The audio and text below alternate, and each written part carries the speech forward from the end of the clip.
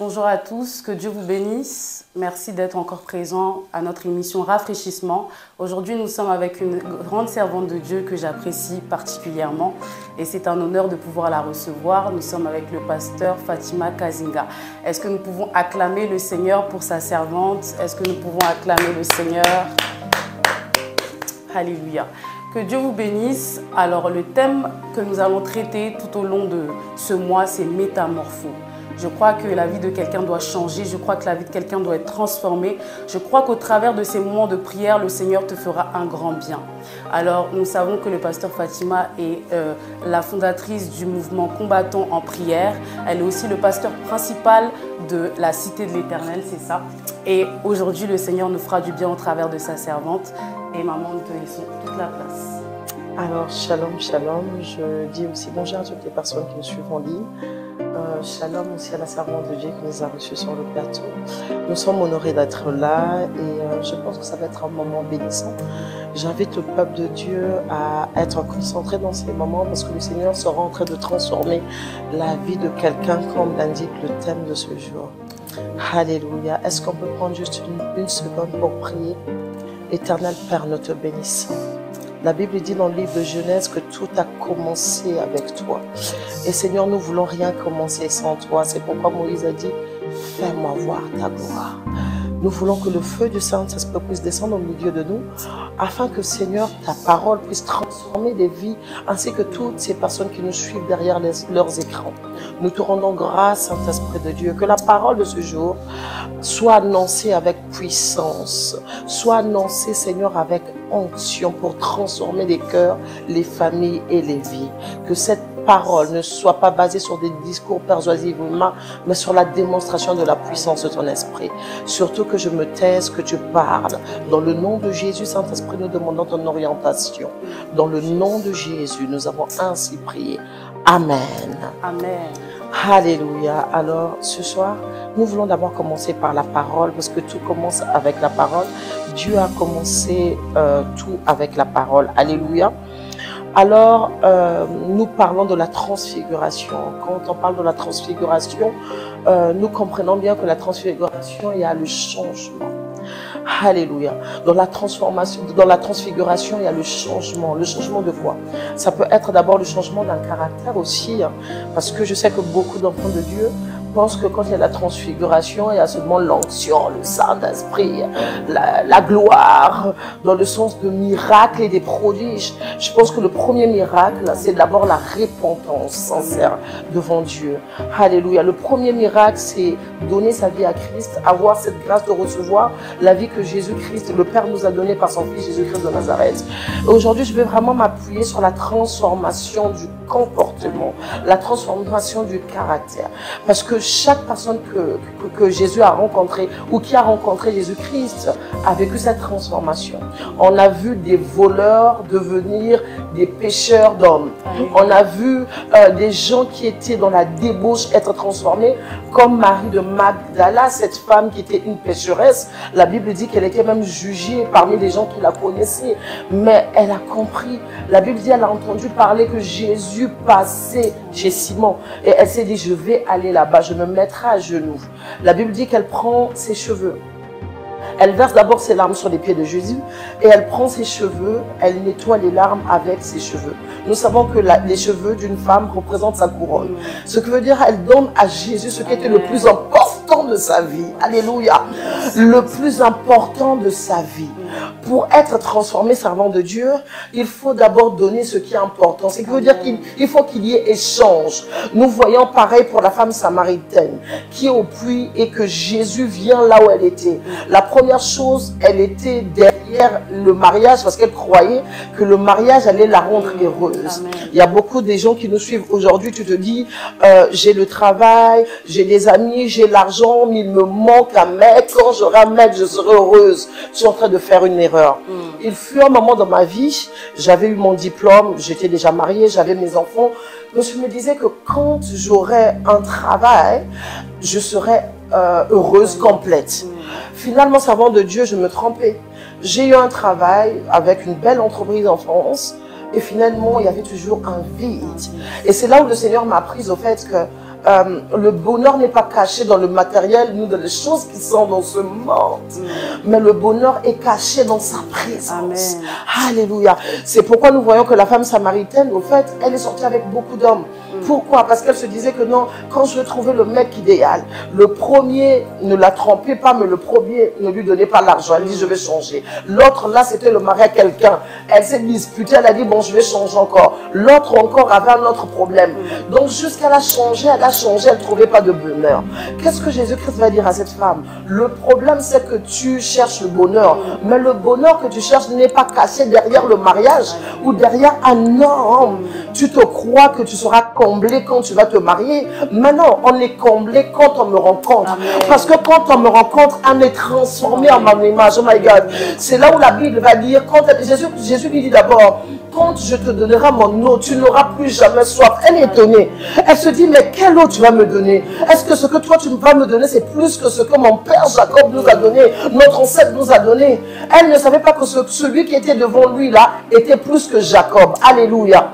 Et pourtant, Jésus lui dit, moi j'ai l'eau de la vie et cette eau que je te donnerai, tu n'auras plus jamais soif. J'ai envie de dire à quelqu'un, la chose qui te transformera, c'est la personne de Jésus-Christ, la personne de Jésus-Christ. La vraie transfiguration, c'est ça, c'est la rencontre réelle. C'est pourquoi on peut être enfant de pasteur, on n'en a pas changé. Les gens vont juger, ah non, moi j'étais dessus, un enfant de pasteur qui va en boîte. L'enfant de pasteur, oui, mais est-ce que cet enfant a fait la rencontre réelle avec Dieu? Non. C'est quand il y a une rencontre réelle qu'il y a transfiguration. Les gens qui ont vu la transfiguration à la montagne, alléluia, dans Luc 9, c'était ces 3 disciples, les seuls qui ont accompagné Jésus-Christ à la montagne. Ceux qui étaient restés en bas n'ont pas vu la transfiguration. Alors revenons encore à la femme samaritaine. La Bible dit, Jésus lui dit que quand je te donne mon eau, tu n'auras plus jamais soif. Alors là, elle commence à comprendre. Et là, Jésus commence à prophétiser. D'ailleurs, tu as eu tant de maris, et même celui que tu as maintenant n'est pas le tien. Elle dit, waouh, les choses deviennent sérieuses. Et là, quand elle fait cette rencontre directe, la Bible dit, la même qui était rejetée, celle qui avait honte de son passé, celle que les gens avaient critiquée. Tu as eu plusieurs mariages. Oh mon Dieu, tu as une identité que les gens ne veulent pas. Ta réputation est déjà détruite. La même, elle se rend compte. Quand j'ai rencontré Jésus, la transformation, ma réputation est lavée. Quel que soit ce que les gens disent de moi, peu importe ce que les gens me jugent, je sais que celui qui m'a rencontré, quand on le rencontre, il y a transformation. Ce qui veut dire, il prend ce que je suis et il me donne ce qu'il est. Le fait de le voir, c'est comme dans un miroir. Je vois, oh mon Dieu, celui à qui je peux ressembler, Jésus-Christ de Nazareth. La Bible dit, elle fait quoi? Elle laisse ce qu'elle avait. Elle laisse là. Elle laisse le récipient qui était important pour elle. Elle va courir dans le quartier. My God. Elle va courir dans le quartier. Elle va aller dire, j'ai rencontré un homme. Celui qui m'a transformé. Dans cette ville, j'étais rejetée. Les gens me jugeaient par rapport à ma réputation, par rapport à mon témoignage passé. Mais je rencontrais un homme qui m'a dit que ce que je cherchais se trouvait en lui. Oh mon Dieu, une femme qui était dénigrée hier, mais acceptée aujourd'hui. Je veux parler à une femme qui est dénigrée. Je veux parler à un homme qui est dénigré. Peut-être même tes parents t'ont dit qu'on est fatigué de toi. Tu es un voleur, tu es allé en prison, tu es le seul fils de ta famille. Là on dit que tous les enfants sont bien, tous les enfants ont réussi et tu fais la honte de ta famille. Je veux dire que Jésus-Christ sera en train de changer la robe de ta honte de la même manière qu'il a changé la robe de Joseph.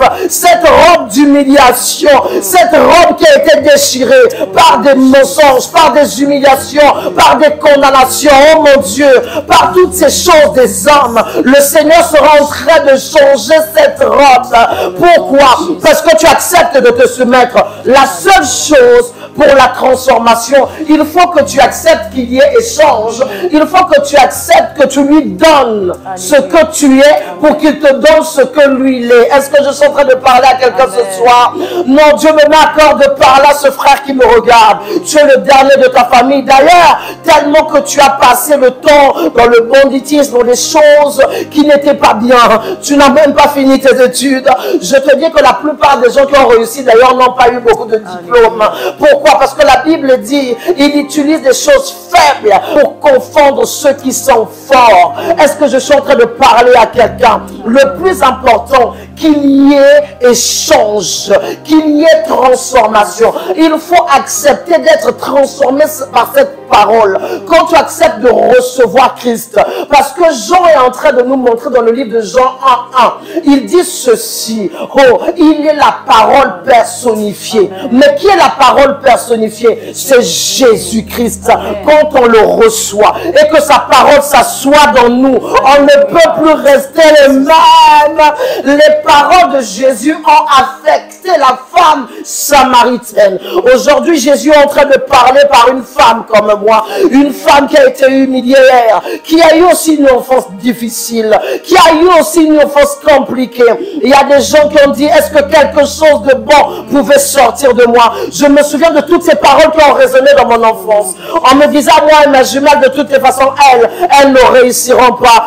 Aujourd'hui, la pierre qui a été rejetée est devenue la principale de la famille. Je peux même prier pour le membre de ma famille, ils sont à genoux. Ah, ils n'avaient pas vu ce qui allait arriver. Je suis en train de dire, ils ne sont pas sur le point de voir ce qui est en train d'arriver. Moi, je vois cette gloire, mais accepte que la parole de Dieu t'affecte, qu'elle rentre dans ta vie, que tu lui donnes ton cœur et que tu commences à marcher selon la parole du Seigneur. Il faut qu'il y ait changement d'état, il faut qu'il y ait changement d'esprit, il faut qu'il y ait changement de caractère. Nous ne sommes pas dans le ténèbre pour commencer à marcher comme les gens qui sont dans le ténèbre. La Bible dit nous sommes la lumière du monde, ce qui veut dire que là où les autres font du mal, on n'a pas le droit de le faire. Nous nous sommes consacrés. Consacrés veut dire nous sommes mis à part. Mis à part veut dire que je ne peux pas faire comme tout le monde. Les autres peuvent boire, moi je ne peux pas. Les autres peuvent aller en boîte, moi je ne peux pas.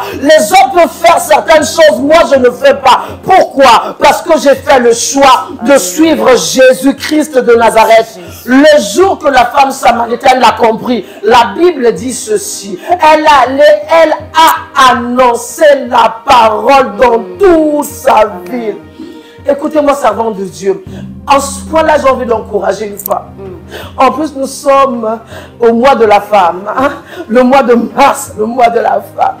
J'ai envie d'encourager les femmes. Vous savez, le grand réveil viendra par les femmes en cette fin. Amen. Il y aura un grand réveil par les femmes. Le diable a essayé d'utiliser même certains hommes de Dieu pour vous faire taire. Je vous dis que la nature, le monde entier, les nations sont en train d'attendre la manifestation des femmes enflammées par le Seigneur. Ô servant de Dieu, cette femme samaritaine, elle n'avait pas encore reçu le Saint-Esprit. Elle a gagné toute une ville. Les hommes, les femmes ont écouté une femme qui était débauchée avec un mauvais témoignage. Pourquoi? En fait, servant de Dieu, ce que le Seigneur m'inspire maintenant, il me dit pourquoi ils ont écouté la femme samaritaine. C'est parce que en étant avec Jésus, ce jour-là, elle a vécu la transfiguration. Ce qui veut dire qu'à cet instant, cette femme, en fait, ressemblait maintenant à Jésus. Ce qui veut dire que plus personne ne pouvait douter d'elle.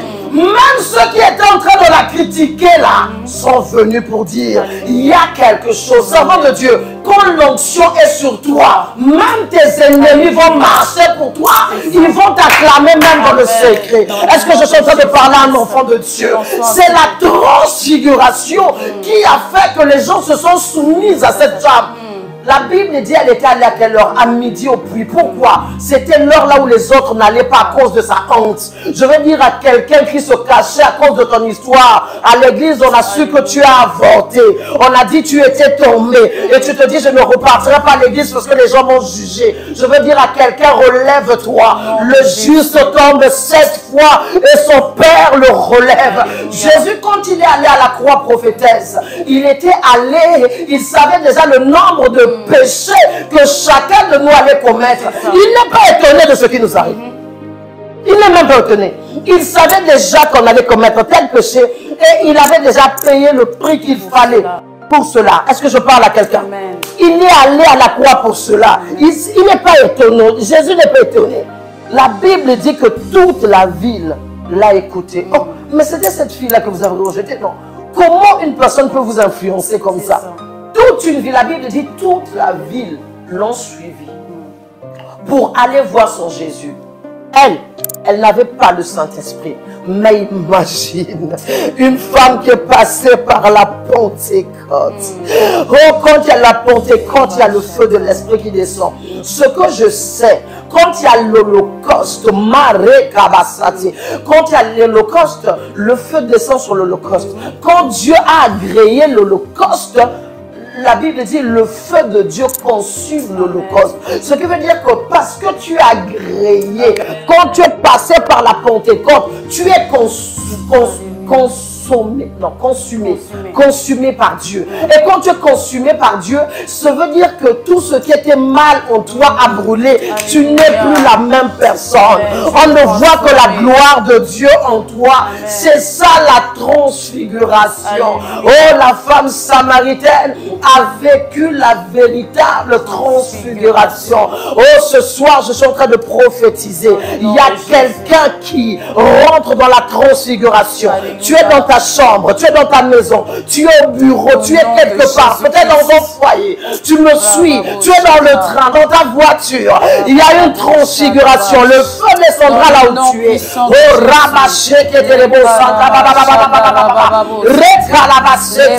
le feu qui nous transforme, le feu qui transforme le caractère, le feu qui fait que les gens qui étaient des peureux, des faiblards, qui deviennent des forts, des courageux comme Pierre, à ceux qui n'osaient pas parler d'hier devant les gens, qui sont capables de parler parce que le feu est descendu. Je suis en train de prier pour le peuple de Dieu ce soir, que le feu de Dieu descende là où tu es. Même les gens qui ne croyaient pas en toi, les gens qui ne croyaient pas en ton ministère, commenceront à croire en toi. Oh, Rabashaka,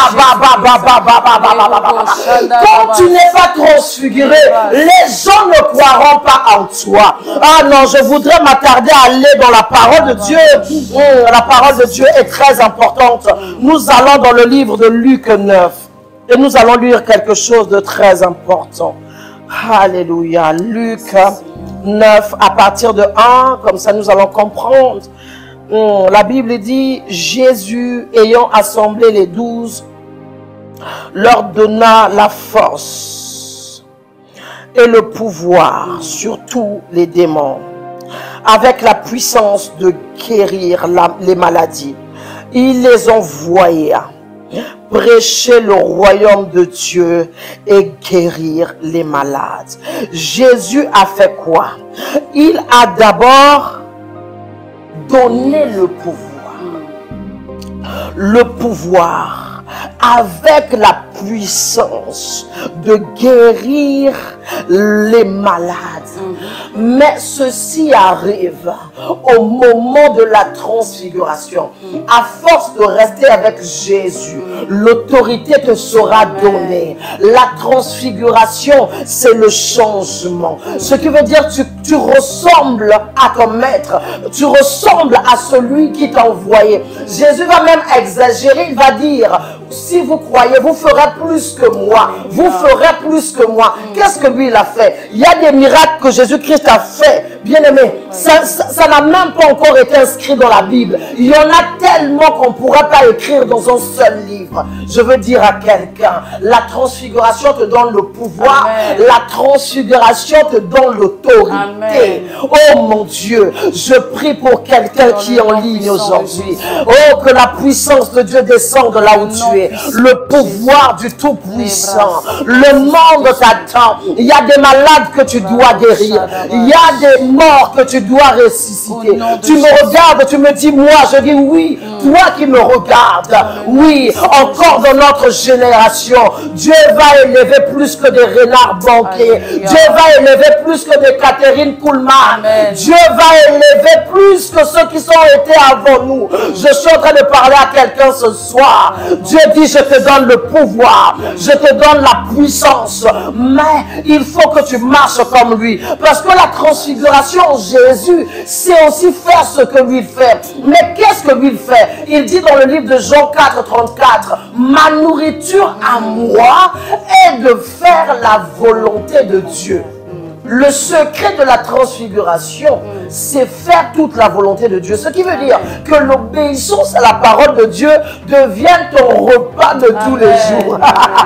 Est-ce que tu te rends compte quand quelqu'un n'a pas mangé? Tout ce qu'elle veut, c'est de rencontrer un repas qu'elle mange. Elle a tellement faim. Je suis en train de prier que le Seigneur libère ce soir une faim inhabituelle de la parole de Dieu. C'est-à-dire toi-même, tu ne vas pas te reconnaître.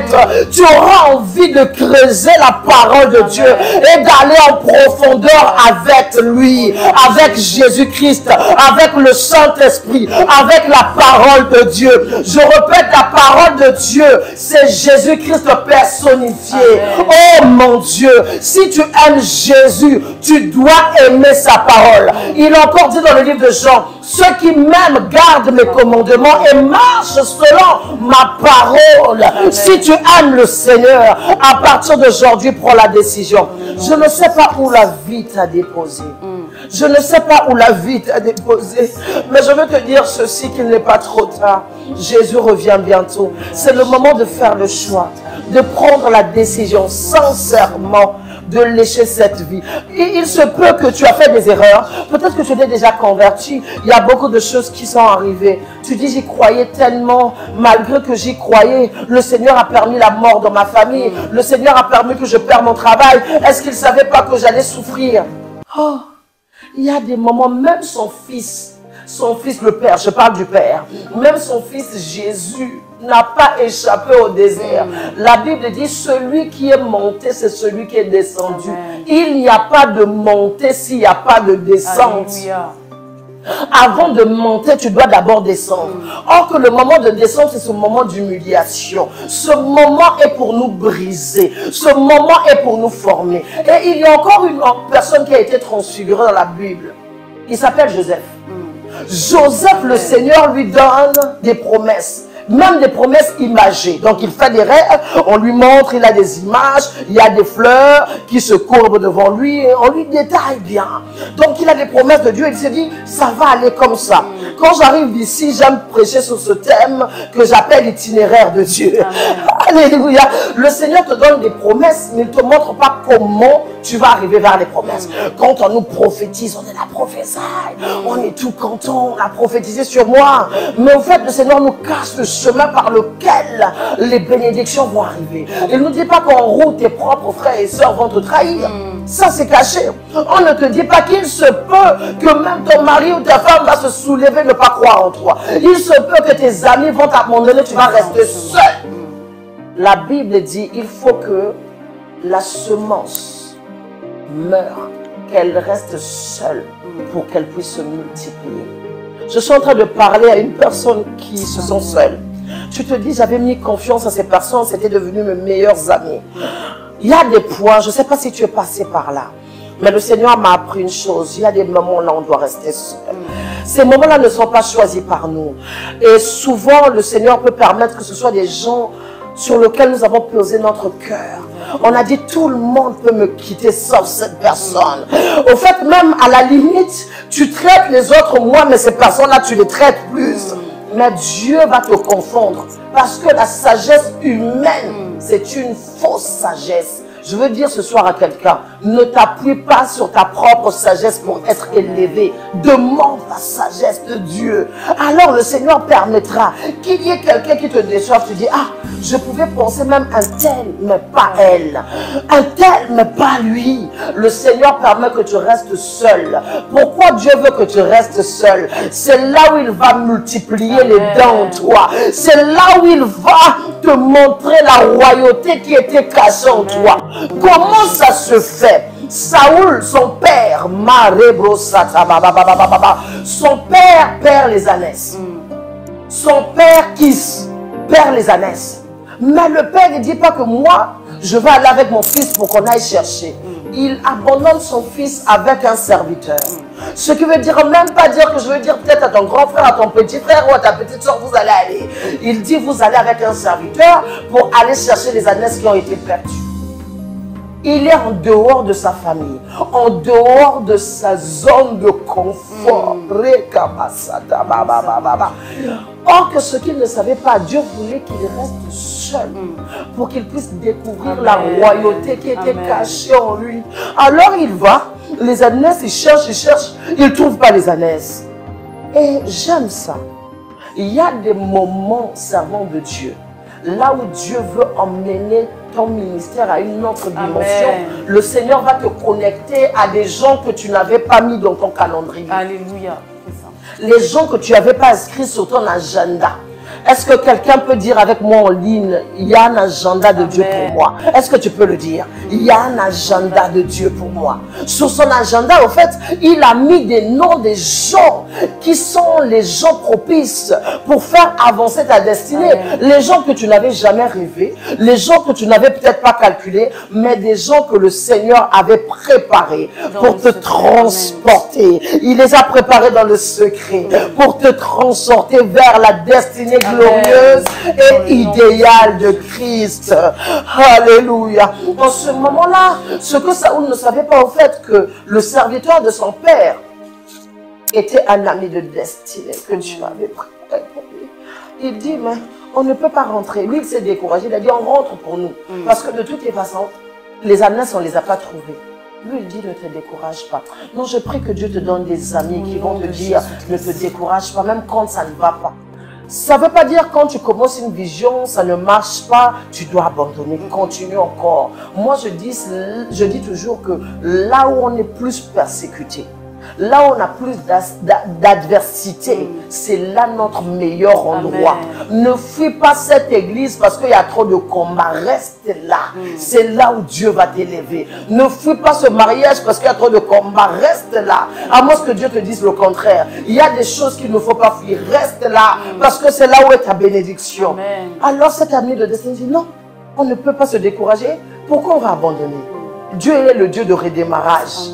Je veux dire à quelqu'un, toi qui crois que tout est fini, tu dis, pasteur, vraiment, c'est sûr, mon entreprise a fermé. Il n'y a plus de moyens, il n'y a plus d'issue. Je veux dire que là où il n'y a plus d'issue pour les hommes, Dieu crée le chemin même dans ce désert. Non, je veux encourager quelqu'un. Je veux bousculer même quelqu'un, te dire, là où il y a un miracle, mon Dieu peut créer un chemin pour toi. Je l'ai vu, il peut créer un chemin pour toi. J'ai un témoignage. Une de mes filles, elle n'avait pas ses papiers. Alors les gens lui disaient, ben, nous sommes en France, cherche un gars qui va t'enceinte, tu vas avoir tes papiers, c'est ça. Et elle disait non. Elle venait me dire, maman, regardez ce que les gens me disent. J'ai dit, toi, tu vas abandonner ta relation pour des papiers sur la terre. Quand on va mourir, on n'a plus besoin de la nationalité. La nationalité, c'est ici, là, sur la terre. J'ai dit, marche dans la crainte de Dieu. Les choses qu'on trouve dans la présence de Dieu sont les choses qui durent. Mais les choses que tu trouves dans ta propre volonté, c'est des Ismaël. Ça va te ramener des problèmes de génération en génération. Ne cherche pas à avoir ton plan B. Dieu doit être ton plan A. Ton plan B et ton plan C, il doit être tous les plans de ta vie. Et en dehors de lui, tu ne dois pas avoir un autre plan. Et la soeur, elle était là, les gens la menaçaient. Ne suis pas votre pasteur, c'est pasteur-là, tu perds ton temps. Regarde ton âge, regarde les années que tu as fait en France. Comment, quelle issue? On t'a donné le rejet à l'office, j'en sais rien, on donne des rejets là-bas. Ah, tu vois pas comment, explique-nous comment tu vas avoir tes papiers. Je lui ai dit, écoute-moi ma fille, moi je sais, le Dieu que je sers est capable de casser un mur pour nous laisser passer. J'ai dit, il a fait pour Moïse. Moïse ne pouvait pas raisonner que Dieu pouvait... Oh, vous savez, dans la Bible et aujourd'hui encore, Dieu utilise souvent des choses qui n'ont jamais existé avant toi. C'est pas parce que tu n'as jamais lu quelque chose dans la Bible que tu ne penses pas que Dieu peut le créer aujourd'hui. Moïse, avant lui, on n'a jamais entendu que Dieu avait divisé l'eau. Hein? Mais le problème, les enfants de Dieu sont restés dans l'incrédulité. Ils se disent que non, c'est pas faisable, même diviser l'eau là. Il n'y a que dans la Bible. Jusqu'aujourd'hui, peu importe la situation, Dieu divise encore l'eau. Je dis, Dieu divise encore. Je dis, Dieu divise encore. J'ai dit, Dieu est capable de tracer un chemin dans ce mur. Quelque temps après, le Seigneur l'a ouvert un chemin. Ni moi, ni elle, ni personne ne pouvait raisonner. Un jour, elle vient à l'église, Dieu me dit, prie pour elle, c'est le temps. Je lui donne ses papiers. J'ai prié pour elle dimanche, mardi, elle m'a appelé, maman, la prophétie a dit que j'allais prendre mes papiers. Amen. Est-ce que vous comprenez ce que je dis? Et encore, sur le même chemin, encore une de mes filles, elle cherche le travail. Et je lui dis, mais le Seigneur m'a dit qu'il va te donner un travail que tu n'as pas mérité. Un travail qui ne vient pas de ton raisonnement. Et alors elle venait dire, mais maman, jusqu'aujourd'hui, je ne vois pas ce travail. Prie pour moi. J'ai dit, je ne vais pas prier pour toi. Dieu m'a déjà dit qu'il t'a donné un travail. Est-ce que je parle à quelqu'un? Et elle dit, non, mais je ne vois pas. J'ai dit, moi je prie. Dieu a déjà parlé. À un moment, on était en retraite et une entreprise l'appelle. L'entreprise, elle va passer son entretien. 2 jours après, l'entreprise l'appelle. L'entreprise lui dit, on ne t'a pas retenu. Pourquoi? Parce que je lui avais dit, ne va pas chercher un travail en dehors de ce travail. Parce que moi, Dieu m'a dit, le travail là, c'est ce qu'il m'avait montré il y a 4 mois. Entre la prophétie et la réalisation, il y a eu 4 mois. J'ai dit, c'est ce travail-là que Dieu m'a parlé. Elle, tellement qu'elle avait le plan B et C. Elle a dit, en entendant, je vais aller chercher un travail dans l'intérim pour soulever des cartons. Je ne méprise pas ça. Mais Dieu nous donne selon notre foi. Tu peux décider, peu importe là où tu es, dire que moi, je veux travailler. La Bible dit, oh mon Dieu, il te donnera la meilleure production sur la terre. Tu mérites le meilleur. Tu vois ce qui est à la tête t'appartient à toi. Je ne méprise pas quoi que ce soit. Je suis juste en train de dire qu'on peut faire le choix d'être toujours à la tête et de travailler toujours dans les grandes entreprises. On peut faire le choix par la foi. Et j'avais dit à ma fille, je n'ai pas dit à d'autres, mais je t'ai dit que toi, tu ne vas pas aller travailler là-bas. Ton travail, c'est les belles entreprises. Entre-temps, elle a cherché le plan BC. Donc l'entreprise, comme Dieu avait vu ça, le Seigneur a permis, l'entreprise a fait pour dire non, on ne te prend plus.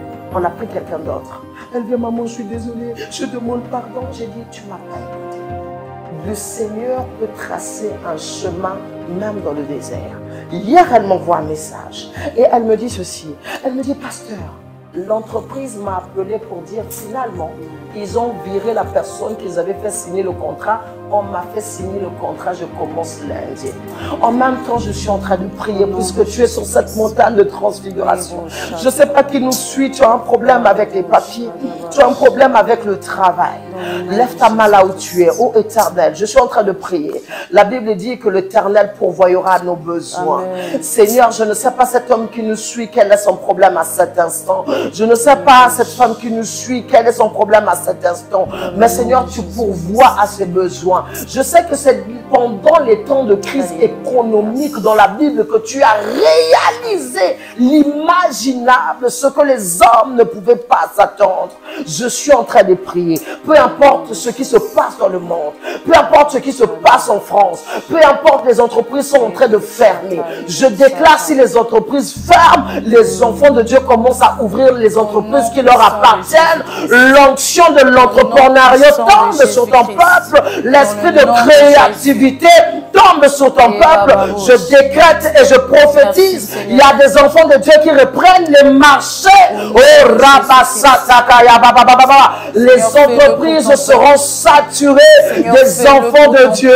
Le Seigneur a permis cette crise économique pour que les enfants de Dieu reprennent le dessus, reprennent le pouvoir, reprennent ce qui leur appartient. Il a dit, il est capable d'enlever quelqu'un sur son poste pour mettre son enfant. Tout ce qui est sur la terre appartient à Dieu. Puisque tu es enfant de Dieu, les meilleures choses t'appartiennent. Je suis en train de prophétiser là où tu es. Que Dieu te touche, que Dieu t'ouvre les portes, que Dieu te donne des entreprises, que Dieu te connecte aux gens qui croiront en toi et qui deviendront des partenaires de ton entreprise et te donneront la capacité et te donneront l'argent pour pouvoir créer cette entreprise. Toi qui as des projets mais qui ne crois plus, là où tu es, tu te dis, mais pasteur, comment j'ouvrirai l'entreprise? J'ai des projets, oui, mais le problème, j'ai pas de capital. Reçois cela par la foi. Il y aura des virements miraculeux. Il y aura des virements miraculeux. Si tu le crois, dis amen là où tu es. Je suis en train de le croire. Dieu a élevé Joseph dans un temps de crise économique grave. Il est devenu un grand ministre en Égypte, un grand homme d'affaires.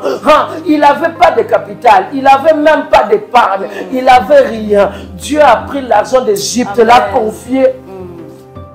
Alléluia. Dieu a pris la richesse d'Égypte et l'a confié à Joseph. Pourquoi? En cette époque-là, la seule personne qui avait l'alliance avec Dieu, c'était Joseph.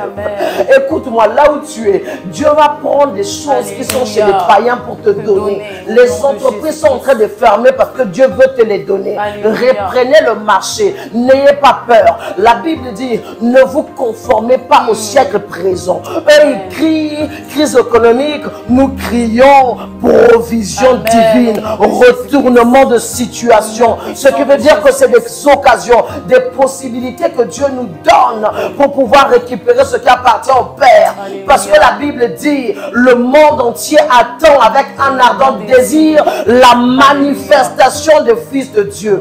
Pourquoi tu as besoin de la transfiguration?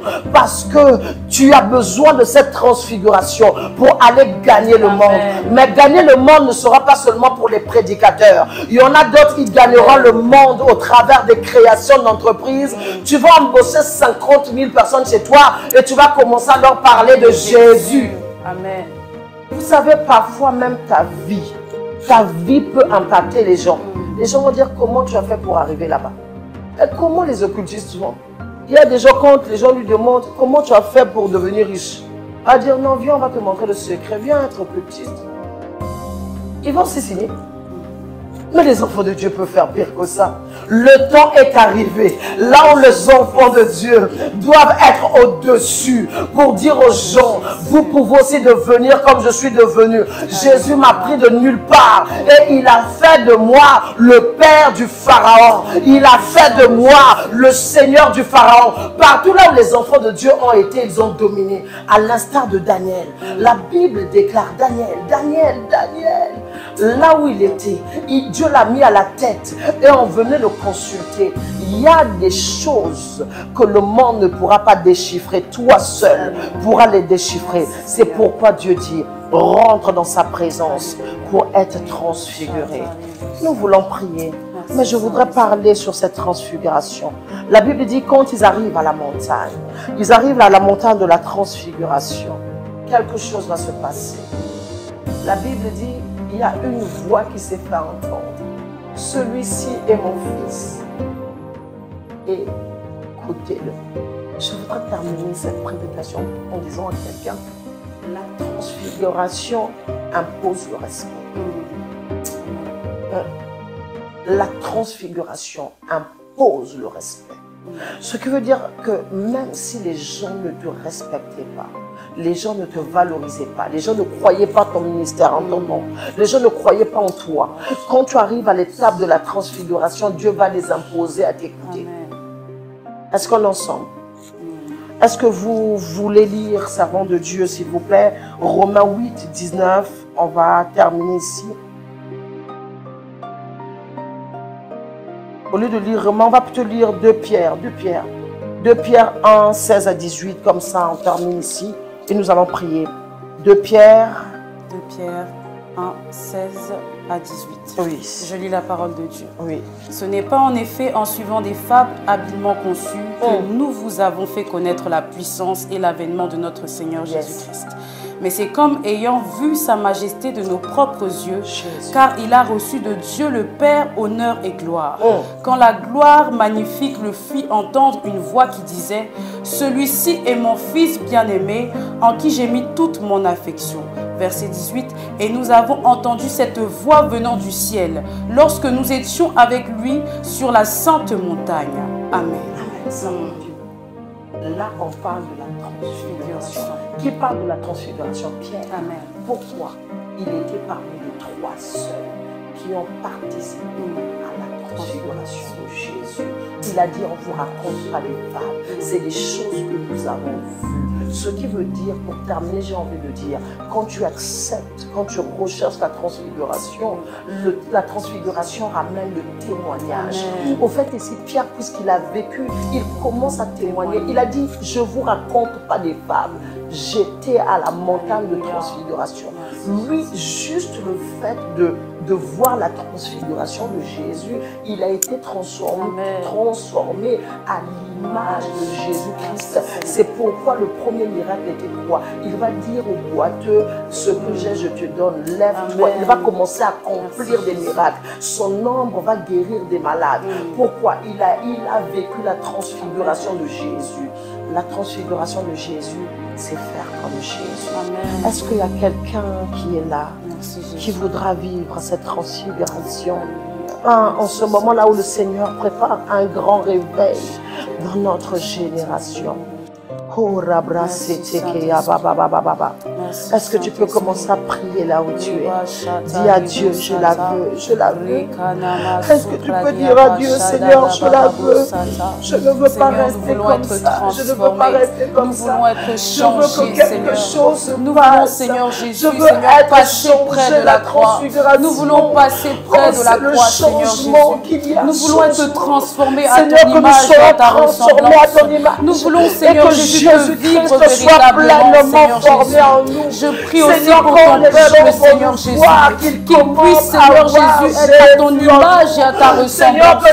Seigneur, nous ne voulons pas être chrétiens, Seigneur Jésus, dans la bouche, mais nous voulons voir, Seigneur Jésus, Seigneur, ton image au travers de nous, Seigneur Jésus. Que les gens ne voient pas des hommes, Seigneur Jésus, impacte, Seigneur, des hommes et des femmes, mais que la vie impacte des hommes et des femmes, dans le nom puissant de Jésus, dans le nom puissant de Jésus,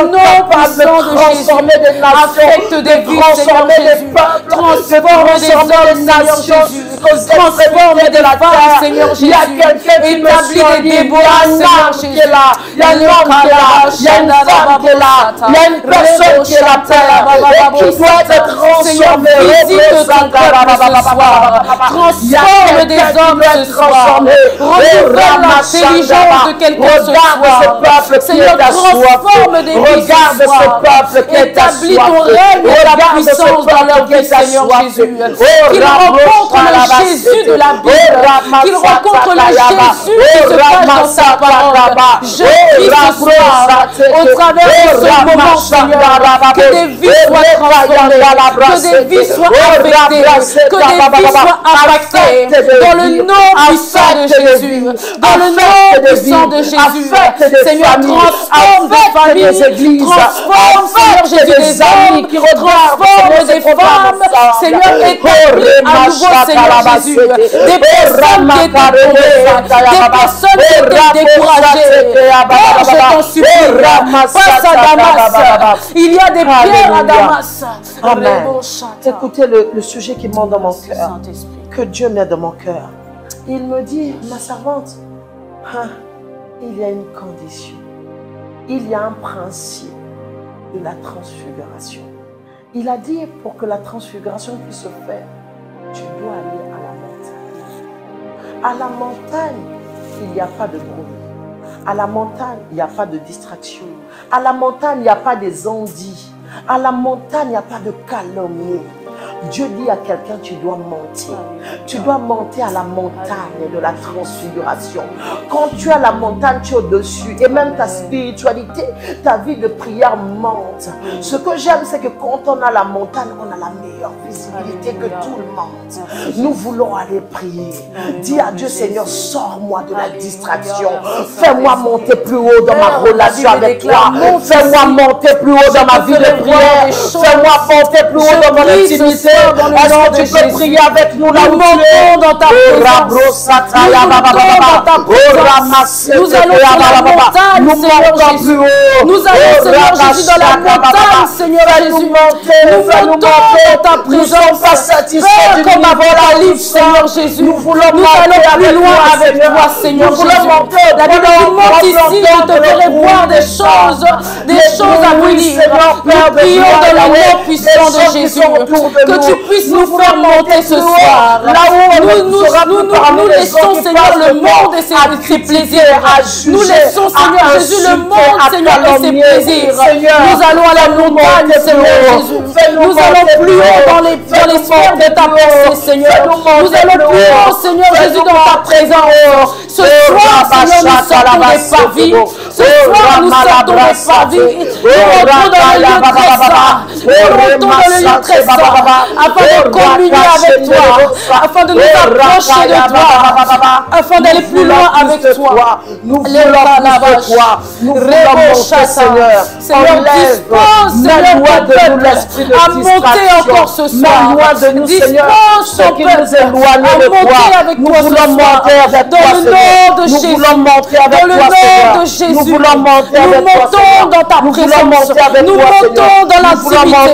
Nous montons dans la prière. Nous montons dans la prière.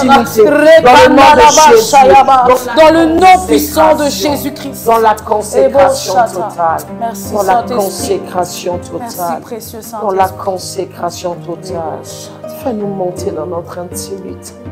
Donne-nous une soif inhabituelle de ta présence. Remplis, Seigneur Jésus.